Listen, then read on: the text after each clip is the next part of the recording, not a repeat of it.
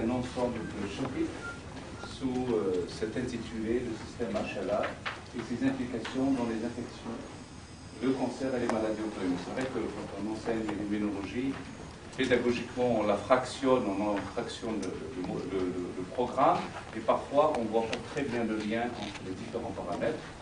Un des cours qui est le plus difficile quand j'enseigne aux étudiants, c'est le système HLA, CMH, oui, surtout les étudiants en médecine qui l'ont eu en deuxième année sur la remonte 20 ans, donc c'est pratiquement l'abstrait. Donc j'ai essayé de combiner les trois paramètres pour essayer de vous faire une synthèse, Inch'Allah, qui ne sera pas trop longue et qui ne va pas vous ennuyer. Donc tout a commencé par cet homme, le professeur Jean Dossé, qui en 1952 a fait une découverte, et bien sûr il n'a fait qu'appliquer ce que tous les grands spécialistes dans le domaine de l'expérimentation et de l'observation ont fait, c'est-à-dire avoir cet esprit éveillé, de poser la bonne question au bon moment. Donc il était le directeur de centre de transfusion sanguine à Paris, et à l'époque, dans les années 50, on a commencé donc à les gens hémophiles, les gens qui avaient des anémies, les gens qui étaient malades. Donc ils commençaient à avoir du sang, et à l'époque, on connaissait bien sûr le système radio, les résus, et pas plus. Et les gens étaient ce qu'on appelle des polytransfusés, revenaient souvent, et à un certain moment, des sujets ont malheureusement eu un incident avec ça. Je crois que ma voix porte, c'est pas la peine. Je me sens plus à l'aise sur le micro. Voilà. Et donc à un certain moment, les sujets polytransfusés ont montré des accidents, c'est-à-dire qu'il y a eu des rejets. Alors, comme tout responsable conscient, il a été voir s'il n'y a pas eu erreur de la part des techniciens ou des infirmiers, à savoir s'ils ont donné le bon groupage ou non. Et finalement, malheureusement pour lui, et heureusement pour nous, tout était correct. Donc, les groupes étaient corrects, mais les gens ont montré une intolérance, un rejet. Alors, donc, il a écrit, il a fait ce petit schéma, ou bien ce schéma a été fait suite à cette observation. Le sérum du receveur contient des anticorps qui agglutinent les leucocytes du donneur. Donc, voilà, le constat, c'est que cette personne qui recevait ce groupe, ce même groupage, a rejeté ce sang et elle est devenue hypersensible. Donc, elle a monté des anticorps d'une réponse immunitaire contre un groupe. Cette découverte lui a valu le prix Nobel de physiologie et de médecine en 1980. Donc ce n'est pas par hasard qu'on lui a attribué ce prix Nobel de grand chercheur. Et lui, bien sûr, il était pratiquement l'instigateur de ce concept de complexe majeur d'histocompatie. Alors, par la suite, on croyait, dans les années 50, qu'on avait maîtrisé un peu et compris le concept de l'immunologie. Donc on a commencé à transplanter les organes, à prendre un rein et à le donner à une autre personne. Ces transplantations furent aussi sautées par des échecs. Et c'est dans ce contexte très pessimiste, et bien sûr grâce à la découverte de Jean Dossé, qu'on a pris conscience qu'il y avait des groupes tissulaires qui existent dans notre organisme. Et ces groupes tissulaires, c'est la pièce d'identité de chaque tissu. À l'intérieur de notre organisme, il y a un rejet d'un tissu à un autre, c'est-à-dire que chaque organe a sa pièce d'identité. Et entre nous, frères et sœurs, dans une fratrie, nous avons chacun de nous sa pièce d'identité, et bien sûr, je ne vous dirai pas dans une population.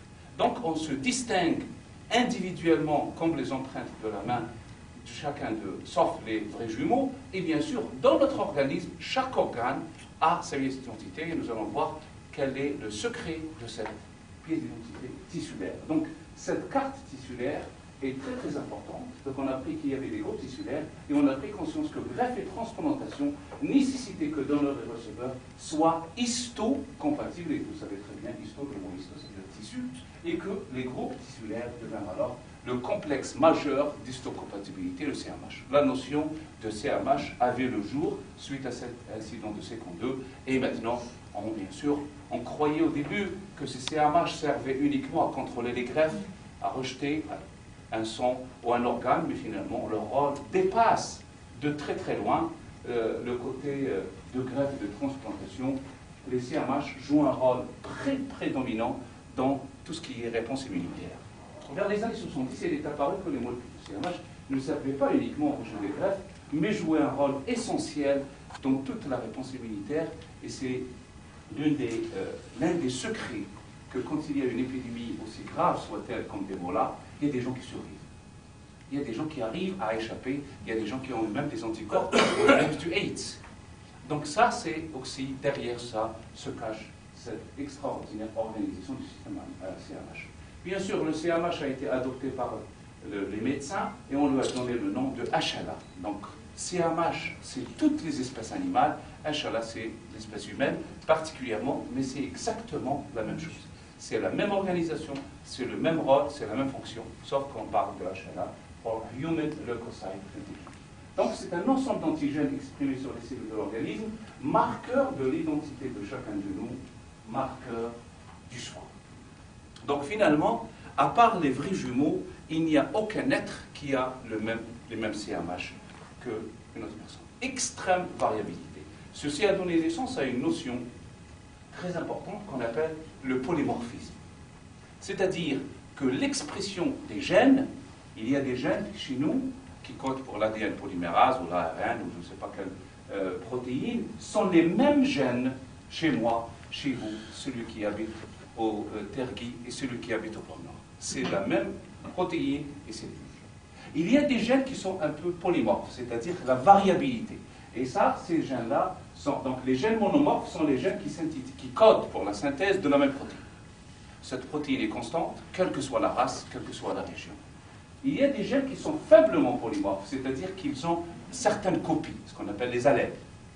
Et ces copies, relativement différentes mais restreintes, sont le système AB. A, B, AB. Ça, c'est des gènes faiblement polymorphes. Et l'extrême polymorphisme, l'extrême variabilité, c'est le système HLA. Ces gènes-là qui existent sur le chromosome 6 de l'être humain ont un très degré de variabilité, c'est-à-dire pour un gène donné, il y a plusieurs allèles. On arrive à dénombrer 500 allèles. Variabilité. Donc si on combine le père et la mère et l'expression de ces allèles qui est différente, vous avez pratiquement une combinaison indéfinie. C'est comme un code où on vous donne 500 variabilités et chacun doit prendre un code et un autre. Et donc systématiquement, il n'existe pratiquement aucune chance de trouver des individus de la même, qui ont les mêmes CMH, sauf les vrais jumeaux. Donc caractéristiques génétiques communes aux deux classes. Le polymorphisme bicaline. Il existe dans l'espèce humaine un très grand nombre d'allèles pour chaque gène HLA.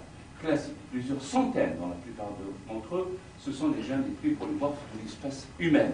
Donc si je vous donne, comme j'ai dit, de 1 à 500, chacun de nous va prendre un chiffre, la probabilité pour tomber sur le même chiffre est pratiquement nulle, vu la combinaison et vu le hasard des croisements, bien sûr, de la mère, des chromosomes maternels et des chromosomes paternels. Chaque individu est hétérozygote pour la plupart de ces gènes-là, classe 1 et classe 2, il n'exprime que 2 allèles, bien sûr, de chaque gène présent dans l'espèce humaine. Cette caractéristique rend chaque individu quasiment unique. Donc, on dit quasiment parce qu'il y a quand même quelques caractéristiques individuelles. Et enfin, le polymorphisme correspond bien sûr à ce que chaque allèle coupe par une protéine caractérisée par un ou plusieurs acides aminés, variant composés ou comparés aux protéines codées par d'autres allèles. Donc ça, c'est un concept d'extrême variabilité des CMH. Ça, ce qui est derrière sur le fait que nous puissions répondre de manière différente aux infections, de manière différente aux maladies auto-immunes et bien sûr différemment face aux cancers. Même s'il s'agit de la même fratrie, frères et sœurs, il vous dit, voilà, on a dans notre famille un potentiel, on est de père cancéreux ou d'une mère cancéreuse, mon frère. Donc finalement, on est différent face à la maladie, on n'est pas égaux.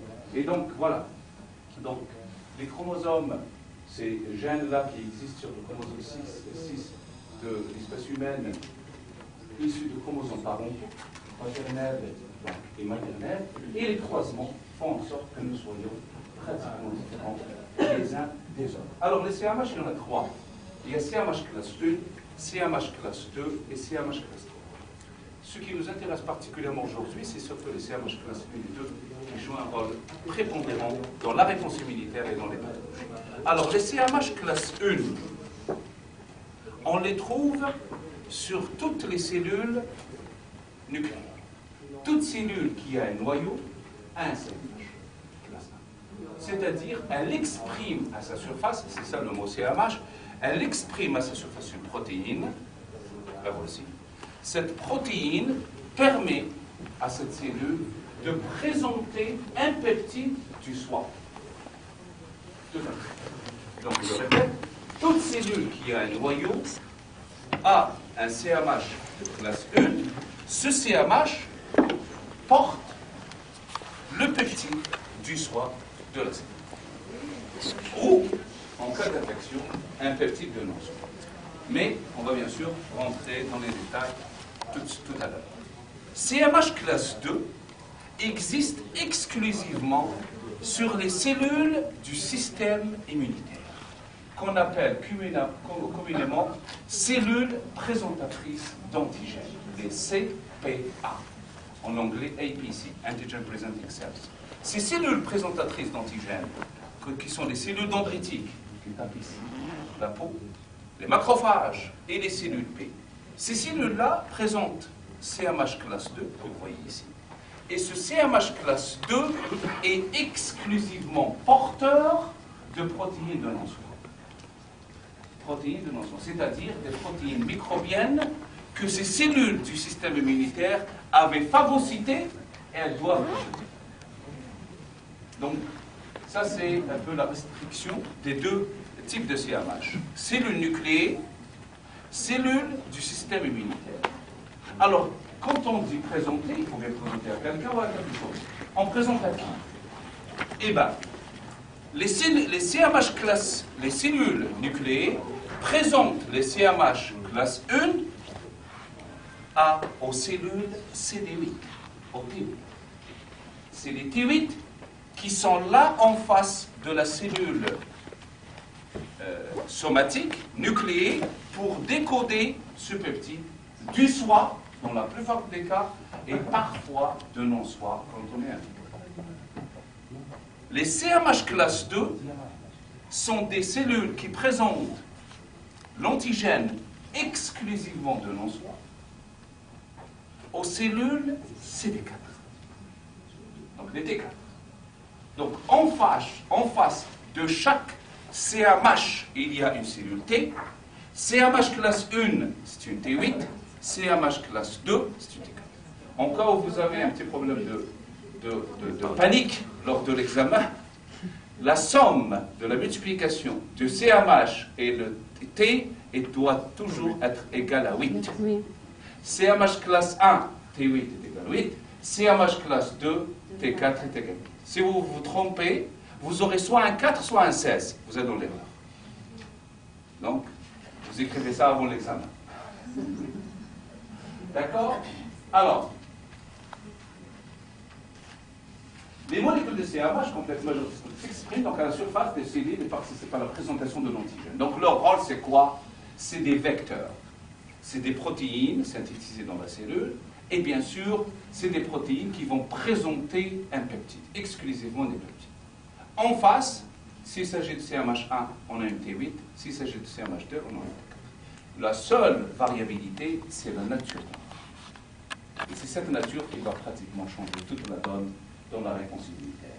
Donc, elle se trouve à la surface et participe à la présentation de l'antigène au lymphocyte en exerçant la fonction de reconnaissance des sous. Ça, on en a vu. Alors, pour toute réaction immunitaire de ce type, il y a une cellule qui a présenté et une cellule qui va recevoir. Donc, on a deux éléments qui interviennent, les CPA, les cellules présentatrices d'antigènes, ou les cellules somatiques qui présentent le CMH, et en face, nous avons les lymphocytes. Tout dépend de leur nature. Alors, pour cela, nous avons essayé de répondre à deux questions. La première question, comment font quelques rares lymphocytes pour trouver un antigène donné qui pénètre l'organisme de n'importe quel endroit? Ça, c'est une première question. Et le système immunitaire, pour ceux qui ont suivi quelques cours avec moi, a plusieurs défis, challenges, pluriel. l'un des défis majeurs du système immunitaire, c'est les voies de pénétration des antigènes. Les antigènes pénètrent de partout. Quand on a la surface épithéliale, la peau, mal cicatrisée, les cicatrices, les plaies mal cicatrisées, ça peut être une voie de pénétration. Éternuement, des millions de particules qui vont être projetées. Et bien sûr, les piqûres d'insectes ou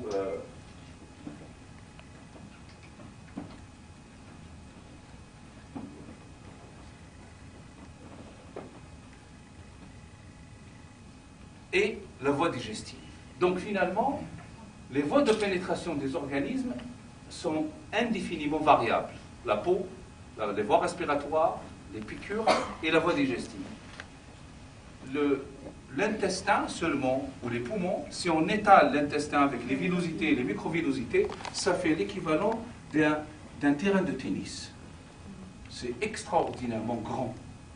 Tous ces organes à l'intérieur de notre corps sont extrêmement exposés, que ce soit par la voie mucosale, respiratoire et digestive, la voie épithéliale, la voie respiratoire, le digestif, tout ça, il faut bien sûr surveiller. Alors comment ce système immunitaire s'organise-t-il pour qu'il y ait au moins une alerte donnée au bon moment? Sinon, vous prenez un sandwich, il contient un germe, et voilà, il arrive à l'endroit voulu. Donc, pour cela, tout notre épithélium, que ce soit l'épithélium de la peau, l'épithélium respiratoire, digestif, là où il y a un épithélium, nous avons des cellules qui le tapissent de l'intérieur. Elles sont sous cet épithélium, au niveau respiratoire, digestif, elles sont là, immobiles, et elles attendent à ce qu'il y ait un germe. Donc, plus tôt elles capturent le germe, meilleure est la réponse. Et bien sûr, la réponse dans le temps, parce que sinon, si on laisse un germe une semaine après on donne l'alerte, ça ne sert à rien. Alors, ces cellules-là ne sont autres que les CPA, cellules présentatrices d'antigènes, et qu'on appelle communément les cellules de Langerhans, à ne pas confondre avec les îlots de Langerhans. Les cellules de Langerhans sont des cellules épithéliales, c'est des cellules dendritiques, voici une photo réelle, qui ont des dendrites, des poils, et elles sont là pour capturer le germe quand il rentre. Alors, le germe a été capturé, il a été phagocyté, vous le voyez à l'intérieur, et présenté. C'est la raison pour laquelle on les appelle cellules présentatrices d'antigènes. Elles en présentent. Mais il faut qu'elles le présentent à qui? Aux cellules T. On a dit que chaque présentation a en face des cellules T. Alors, elles ont capturé, elles ont présenté, mais elles doivent aller dans un endroit. Et ça, c'est un peu la notion des stations de taxi. Ouais, je donne toujours cet exemple parce que s'il y a un étudiant qui a un examen, il habite à Bab el Oued, il a un examen à Bouzaréa, s'il va chercher un taxieur le matin, la probabilité de le trouver, soit elle est égale à 1 à l'image hollywoodienne taxi, et on l'a, soit il peut rater son examen. De même pour le taxieur qui doit gagner son temps. Soit il trouve à côté l'étudiant, soit il risque de se déplacer toute la journée. Alors pour concentrer, augmenter les chances de rencontre de l'étudiant et du taxieur, on a les stations de taxi. Je connais la station, je sais qu'il y a dans cette station 5 taxieurs, je sors de chez moi 6h30, 7h moins quart, je suis à la station. Le taxieur, il sait que tout le monde va venir. Alors, l'étudiant, c'est notre cellule, le taxieur, la cellule présentatrice, c'est la cellule T, et bien sûr, les stations de taxi sont les ganglions lymphatiques, les organes lymphoïdes secondaires. Il faut bien qu'il y ait un endroit. Alors, cette cellule qui a capturé l'antigène, vous la voyez, elle était immobile, elle devient mobile, elle va quitter la peau, elle va quitter là où elle était l'endroit et se diriger vers le premier centre d'organes lymphoïdes secondaires, c'est-à-dire les ganglions lymphatiques. Et là, on augmente la chance de rencontre. C'est pour ça que ces organes se trouvent un peu partout. C'est pour augmenter la chance, pour ne pas laisser cette cellule. La pauvre cellule présentatrice, elle a capturé quelque chose et elle se balade, elle ne sait pas où trouver. C'est l'extrême organisation. Alors, les organes lymphoïdes secondaires, ce qu'on appelle, il y en a pratiquement 4 types. Il y a les ganglions lymphatiques, pour tout ce qui est la lymphe. Il y a la rate, pour le sang. Il y a les amygdales, tonsille laryngique. Et il y a les plaques de Peyer au niveau de l'intestin. Vous voyez qu'à chaque porte d'entrée, il y a une barrière. Les amygdales, ça arrête tout ce qui est respiratoire. Les plaques de Peyer, ça arrête tout ce qui est digestif. Et bien sûr, tout ce qui est circulant, c'est les ganglions lymphatiques, la lymphe et le sang pour la rate. Voilà ces stations de taxi qui augmentent les chances de rencontre entre une cellule qui a capturé et une cellule qui... Alors c'est pour ça qu'il y a les organes lymphoïdes, si on parle de la rate, des ganglions lymphatiques, pardon, sont organisés sous cette forme. Elles ont des centres folliculaires et elles ont ce qu'on appelle le cortex, et dans la zone paracorticale loge un autre type de cellules. Quelles sont les cellules qu'on trouve dans les ganglions lymphatiques? Demain pour la rate. On trouve 2 types de cellules qui attendent ceux qui ont capturé. On a les cellules B et les cellules T. Et là, vous allez me dire, écoutez, jusqu'ici, on vous a suivi, vous nous avez présenté les cellules représentent aux cellules T, et là, vous nous ajoutez cellules B. Juste une parenthèse. J'ai eu un de mes étudiants pendant l'examen, il m'a écrit, j'ai posé une question un peu, comment dirais-je, ouverte, il m'a dit, les cellules présentatrices d'antigènes, c'est comme le taxieur et les stations de taxi. On ne peut pas mettre ça dans une copie. Ça, c'est juste des métaphores, mais au mieux que Dieu. D'accord? Alors, j'ai dit, bon, une chose est sûre, c'est qu'il a assisté au cours. Parce que dans le Polycom, il n'y a pas de taxi. Maintenant, donc, il était assez sérieux, mais le pauvre, trop sérieux. Alors, ces stations de rencontre, on a les zones folliculaires, qui sont la zone des cellules B, et la zone paracorticale, la zone des cellules T. Pour les cellules T, c'est clair. Une cellule à capturer, vous la voyez, cellule dendritique, elle va courir vers le premier ganglion lymphatique et elle va présenter ça aux cellules T. Très bien. Parce que toute capture s'associe à une présentation. Et pour les cellules B, qu'est-ce qu'elles font là? Les cellules B, si maintenant cette peau, et on a vu tout à l'heure les voies de pénétration, vous avez été directement piqué par un moustique. La barrière de la peau a été complètement, est devenue obsolète. Donc les cellules dendritiques ont été dépassées par l'agent infectieux ou l'agent vecteur qui est dans ce cas-là moustique. Alors si l'agent infectieux n'a pas été capturé, il va être libre. Et c'est la cellule B qui va l'attendre. Vous voyez la beauté? J'aime bien les gens qui ont fait la science, ils vous disent le hasard a bien fait les choses. Rien. Il n'y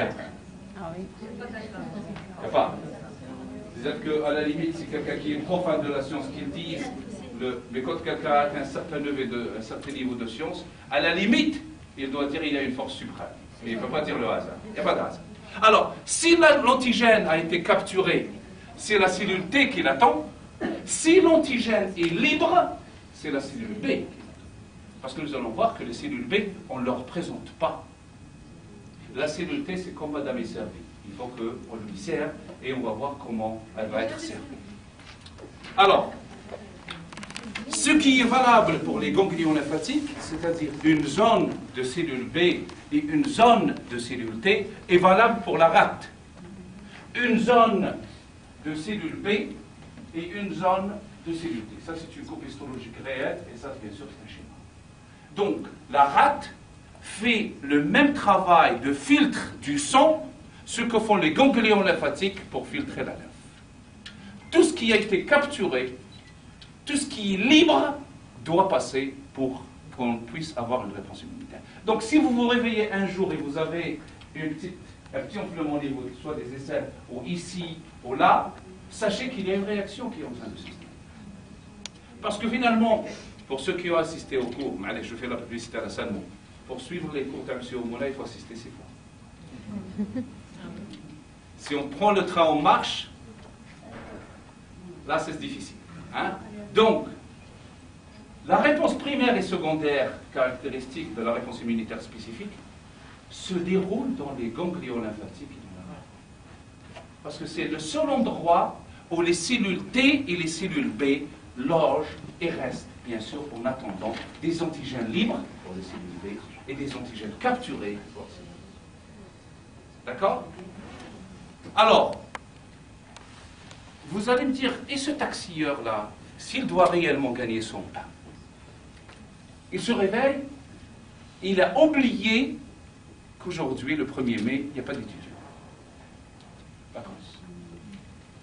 Est-ce qu'il va rester dans cette station de taxi, attendre indéfiniment? S'il veut gagner son pain, il doit chercher une autre station, là où il y a des travailleurs. C'est ce que fait la cellule T. Une cellule T dans un ganglion lymphatique, elle reste un temps. S'il n'y a pas une cellule qui est venue, elle va changer de ganglion lymphatique, elle parcourt tous les ganglions lymphatiques en 24 heures. Pour augmenter les chances de rencontre avec une cellule. Ah, il n'y a pas d'âge. 8h moins quart, c'est trop tôt, et 14h, c'est trop tard. On se réveille, on se lève et on travaille.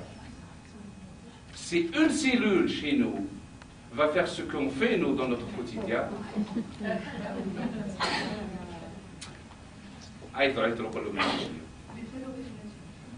hein? Je ne viens pas. Non. Elle va parcourir tous les ganglions, il y en a un, pour augmenter les chances de rencontre avec une cellule.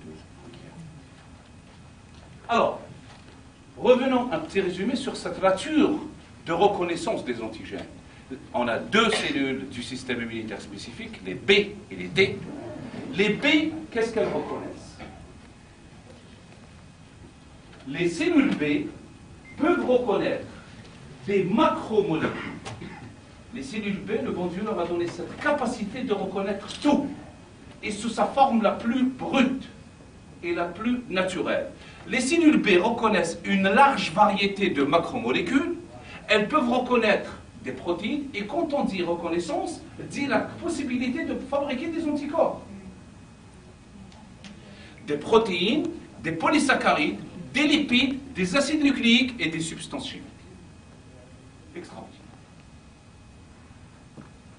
Les pauvres tailleurs de la pierre qui embellissent nos villas, non, les maisons, parce que les villas, les pauvres, les maisons, et alors, à force de tailler la pierre, à l'époque, les années 60-70, on taillait la pierre avec un marteau, la quantité de poussière inhalée était faible. Maintenant, on taille de la pierre avec une tronçonneuse. Alors, c'est des milliards de particules. Ces gens-là n'atteignent jamais les 40 ans. Et on a trouvé des anticorps contre la silice dans le monde. À force d'être exposé, d'être agressé, le système immunitaire a développé des anticorps contre l'inerte. Donc, les cellules B ont cette capacité de développer des anticorps, même contre les médicaments. Les gens qui ont cette intolérance. La réponse immunitaire des cellules B donc, peut être gérée par différents types de parois microbiennes et des antigènes solides. Ça, c'est les cellules B. Ont cette capacité, elles n'ont pas besoin qu'on leur présente, elles ont cette faculté de pouvoir lire, décoder tout ce qui est exogène et étranger. Les cellules T, non. Les cellules T, Madame est servie, il faut qu'on leur mâche le travail. Quelle que soit la cellule.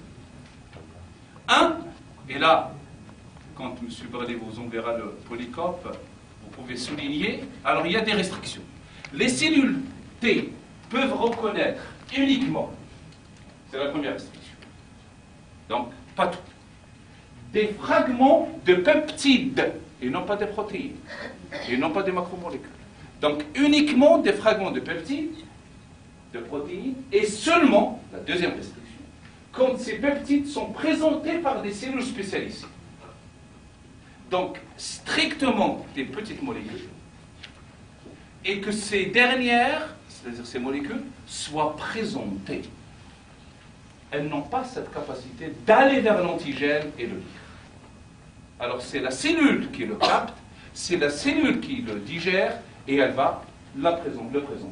Les cellules T, la réponse est associée uniquement aux protéines antigènes qui sont sur des cellules hôtes qu'on appelle les CPA ou les cellules somátiques. C'est clair, non? Cellule B libre, cellule T, il faut qu'on le représente. Alors, l'induction de la réponse immunitaire par les antigènes est une remarquable réaction pour contourner les différentes barrières. Et là, on ne parle pas de barrières physiques, mais de défis, challenge. Quel est l'autre problème? Tout à l'heure, c'était le problème de l'immensité de notre organisme par rapport à des microbes qui pénètrent. Deuxième problème maintenant, barrière 1, le nombre réduit de lymphocytes naïfs.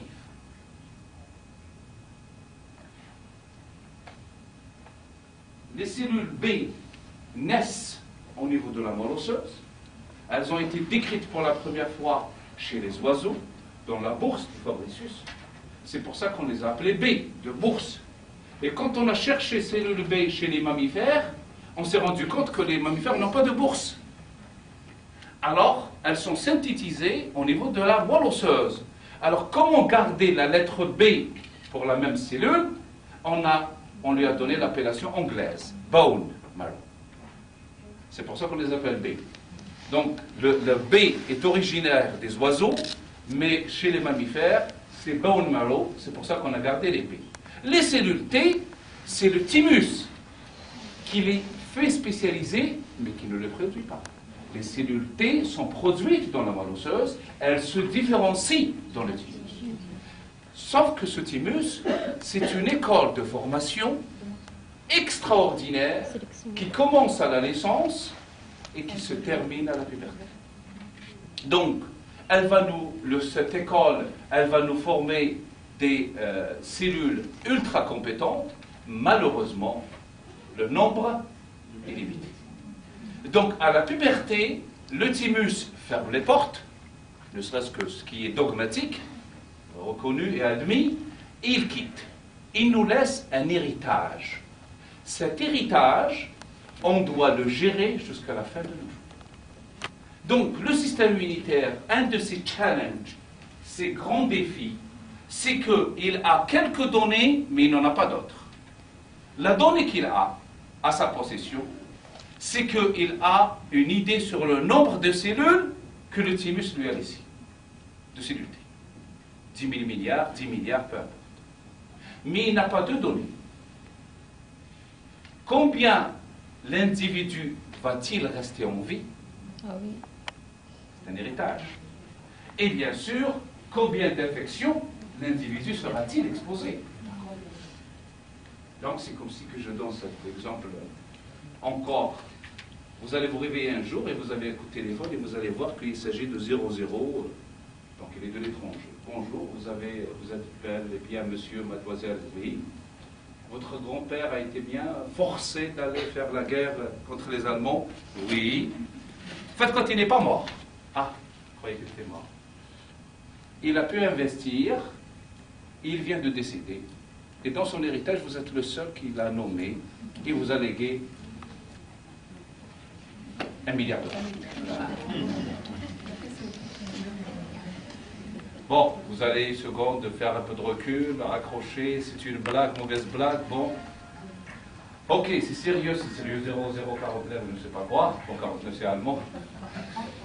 Et alors, d'accord, envoyez-moi un email et un fax, oui. Vous connaissez une chose, votre âge. Vous connaissez votre statut social, combien vous touchez. Vous connaissez combien vous avez laissé, mais vous ne savez pas combien vous avez. Alors, 3 cas se posent.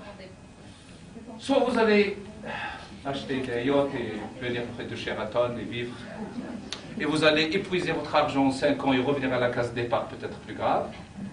Soit vous allez être radin et dire, s'il y a quelques sous qui restent, vous les donnez à la mosquée. Ou bien vous allez avoir un choc émotionnel, et vous allez mourir sur place. Personne ne va tirer le problème. Alors, combien vous allez rester, combien vous allez dépenser pour pouvoir avoir jusqu'à la fin de vos jours, ça c'est une question. Et c'est exactement la question que chaque matin le système immunitaire se pose.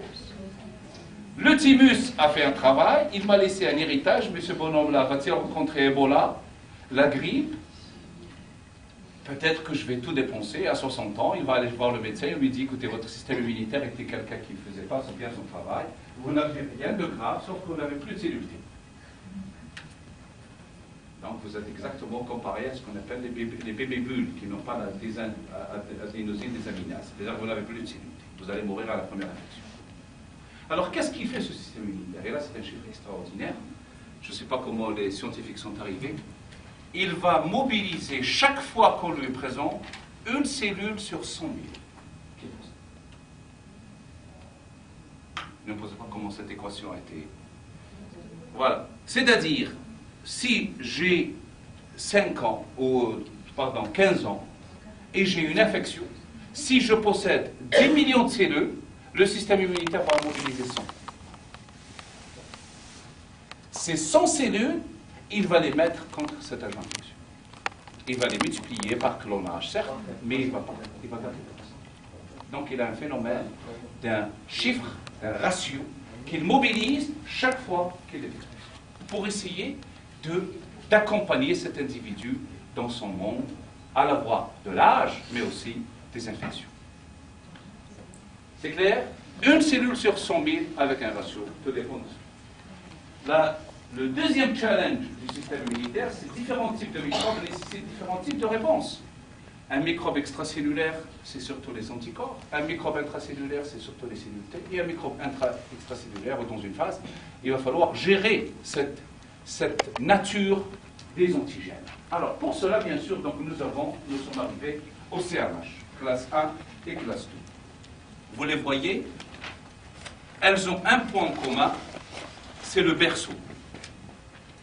Le berceau, c'est-à-dire là où le CMH présente le peptide. CMH classe 1 se trouve sur toutes les cellules nucléées, avec une chaîne alpha divisée en 3 domaines, alpha 1, alpha 2, alpha 3, et une chaîne bêta 2 microglobuline qui n'est pas insérée dans la membrane. CMH classe 2, avec une symétrie, chaîne alpha et chaîne bêta, bien sûr, se trouve sur les cellules du système immunitaire, les cellules dendritiques, les macrophages et bien sûr les cellules. Alors, on ne va pas trop lire, on va essayer de détendre un peu le coup.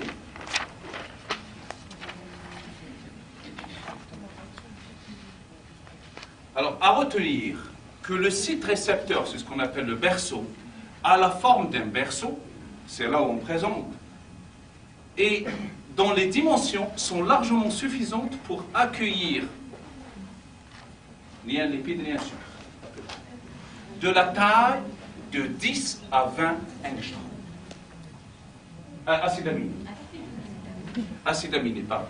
Donc de 10 à 20 acides aminés, c'est ce que peut présenter. Donc la cellule qui dégrade et ainsi de suite, elle va mettre sur ce CMH pas plus d'un peptide de 10 acides à 20 acides aminés à la cellule qui reçoit. Alors nous allons bien sûr voir les schémas pour mieux expliquer.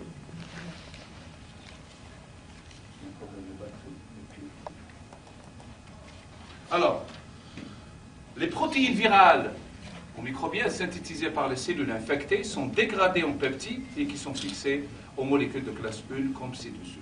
On va voir, l'ensemble est reconnu comme non-soi. Je crois qu'il y a une planche que j'ai sautée. Voilà.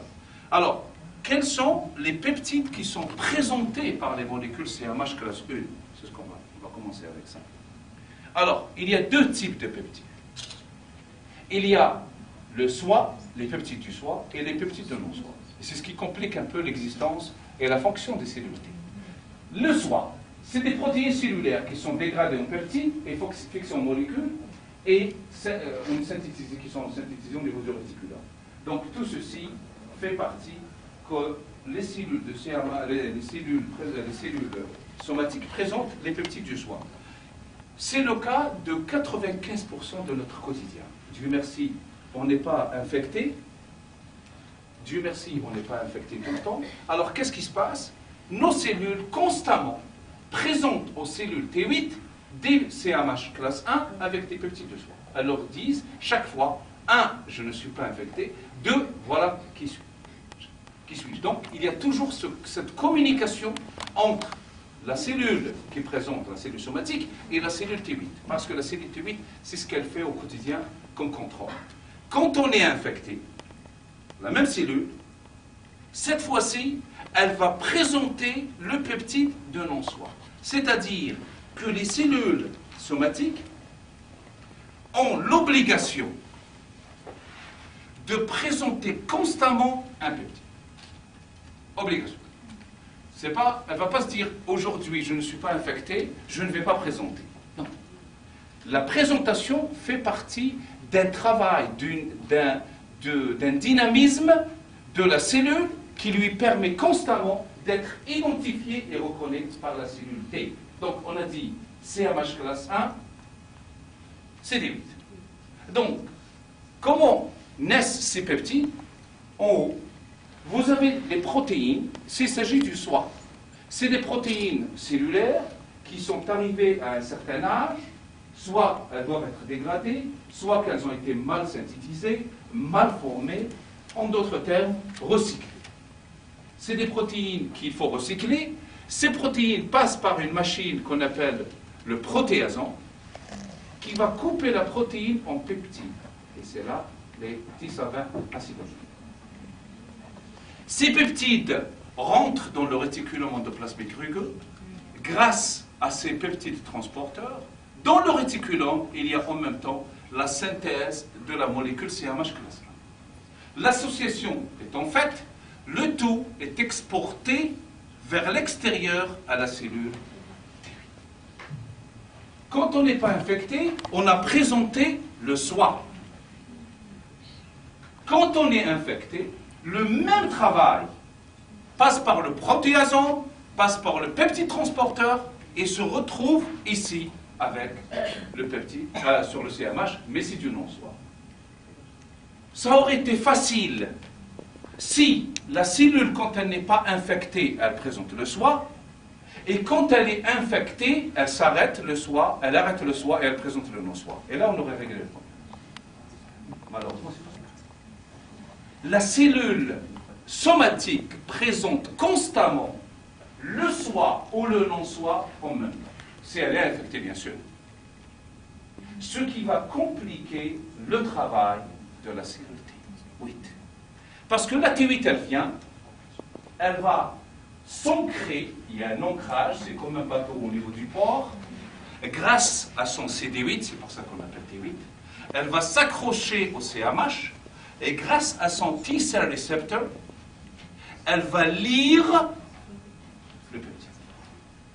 Ce qui complique la tâche de la T8, c'est que la cellule ici, qu'elle soit infectée ou non, présente de la même manière le peptide.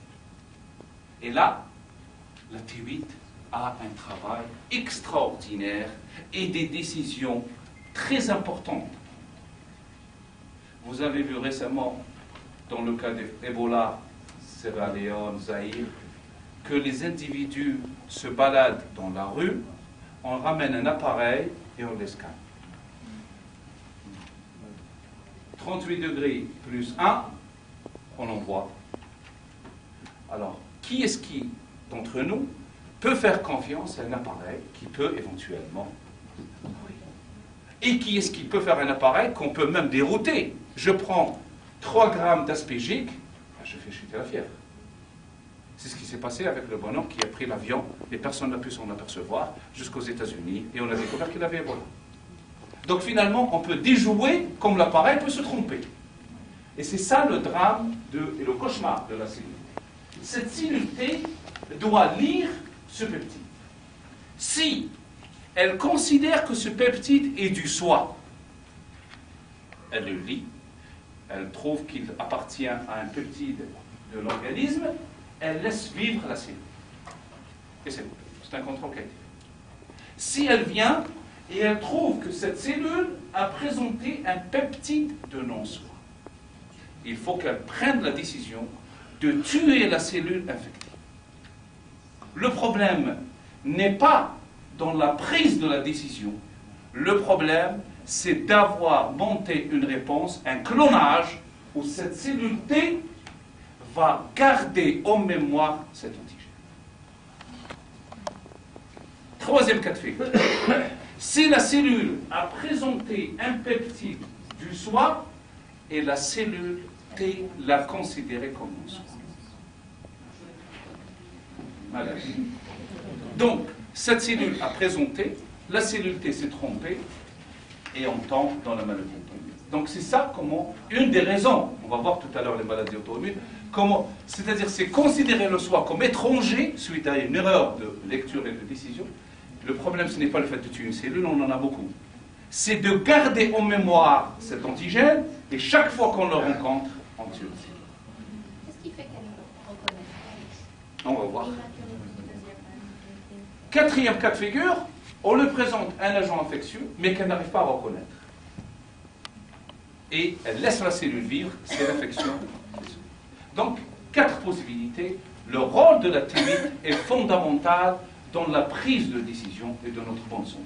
Il faut qu'elle prenne les 2 premières décisions. Si elle rentre dans la 3e et la 4e décision, c'est qu'on est dans des situations graves. Et bien sûr, une des raisons, mademoiselle vient de poser la question pourquoi, l'une des raisons c'est le stress qui fait que les cellules T n'arrivent pas, mais on va voir tout à l'heure, d'ailleurs c'est pour ça que j'ai essayé de faire ce cours, de sorte à ce qu'on puisse aller au fond des maladies auto-immunes. Alors, ça c'est un autre schéma, c'est la même chose. Le protéasome dégrade les peptides passent dans le réticulum présente, soit il passe par le Golgi ou non, à la cellule T8, et la T8 va devoir prendre cette décision. Ça c'est pour les CMH classe 1, donc on voit très très bien que notre organisme est constamment contrôlé par les cellules T8, et chaque fois les cellules T8 doivent prendre cette décision majeure, laisser en vie ou tuer une cellule qui a besoin. Alors, maintenant, il y a un problème. Donc c'est pour ça que le cours s'intitule aujourd'hui CMH, infection, auto-immune et cancer. Certains virus ont plus ou moins compris le jeu. Ils rentrent dans la cellule, mais l'empêchent d'exprimer son antigène. Il va l'empêcher de donner l'alerte. Donc vous voyez, quand vous voyez dans ces films hollywoodiens, quand on rentre au cambriole les villas, on coupe tous les moyens de communication, téléphone, page, et ainsi de suite, ça n'est rien à voir. Le virus le sait. Il sait que quand il rentre dans la cellule, il sera systématiquement démasqué parce que son travail, c'est toujours de faire passer l'antigène. Alors qu'est-ce qu'il fait? Il va empêcher la cellule de le démasquer, de le dénoncer. Il coupe la ligne. Et voilà. 2 cas de figure. Un cas de figure où la cellule en haut, la cellule ici, normale, présente constamment le soi, et elle peut être infectée, elle présente le non-soi, et la cellule T, elle vient, elle lit, et bien sûr elle décide. Dans certains cas, certains virus bloquent la présentation du soi. Mais comment ils bloquent la présentation de non-soi? Comment ils le font? Il va bloquer même la présentation du CMH. C'est-à-dire, il va empêcher, vous voyez le CMH là? Il va l'empêcher de s'exprimer. Il va empêcher le vecteur de présenter. Donc la cellule n'a plus la possibilité de présenter. Parce que qui est-ce qui présente? C'est le CMH. Il l'arrête. La cellule T, elle vient. C'est pas celle-là. La cellule T, elle vient. Elle ne trouve pas de CMH, pas d'antigène, elle passe. Le virus, il va dire, je lui ai échappé belle, j'ai pu passer à travers les grilles du premier contrôle, le premier barrage. Le deuxième barrage vient. Les NK cells. C'est les tueuses. On ne les appelle pas tueuses pour rien. C'est des lymphocytes. Ils font partie des 3 types de lymphocytes. Nous avons les lymphocytes T, les lymphocytes B et les NK. Mais les lymphocytes du système immunitaire inné. Les seuls du système immunitaire inné sont les NK cells. D'accord. Elle vient. Elle fait un deuxième contrôle par rapport à la TB. On ne laisse pas les choses. Si la cellule est saine, la cellule NK que vous voyez ici, elle a deux récepteurs. Un récepteur activateur et un récepteur inhibiteur. Les voici. La cellule normale présente constamment le CMH et l'antigène. Le CMH est considéré comme un ligand du récepteur inhibiteur et une autre molécule qui est un ligand du récepteur activateur. Si la